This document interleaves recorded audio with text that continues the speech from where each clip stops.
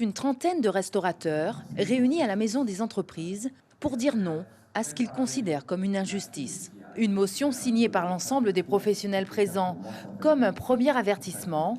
S'ils ne sont pas entendus, ils se disent prêts à emprunter la voie juridique. Aujourd'hui, en tant que professionnels, nous avons un droit à l'activité professionnelle. Ce droit ne peut être annihilé que pour des raisons exceptionnelles, mais jamais de façon exagérée. Donc c'est là où on se bat pour obtenir de la préfecture une annulation ou une transformation de ce décret. Si toutefois nous n'obtenons pas amicalement, on va faire un référé liberté et on est dans notre bon droit pour l'obtenir. Une motion qui regroupe 3 points. La réouverture de leur établissement dans le respect des règles sanitaires, la modification des horaires de couvre-feu pour porter l'heure de fermeture à 23 heures et enfin la mise en place d'un dispositif de compensation financière pour couvrir les charges fixes. C'est pas parce qu'on ne travaille pas qu'on va débrancher la chambre froide, ou qu'on va couper les clim, ou qu'on va couper...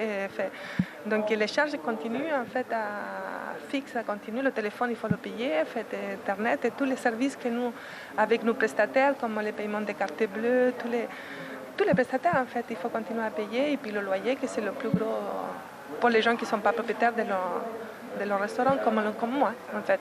Cette motion sera transmise par le groupement des restaurateurs au préfet de Guyane et appuyée par le député Gabriel Serville, présent lors de cette rencontre.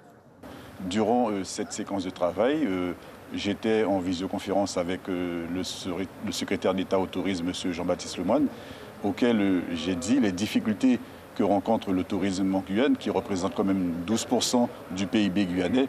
Et j'en ai profité pour rappeler la souffrance que vivent les restaurateurs en Guyane en ce moment et demander, insister pour qu'un plan rapide soit trouvé pour les sortir de l'impasse dans laquelle ils sont.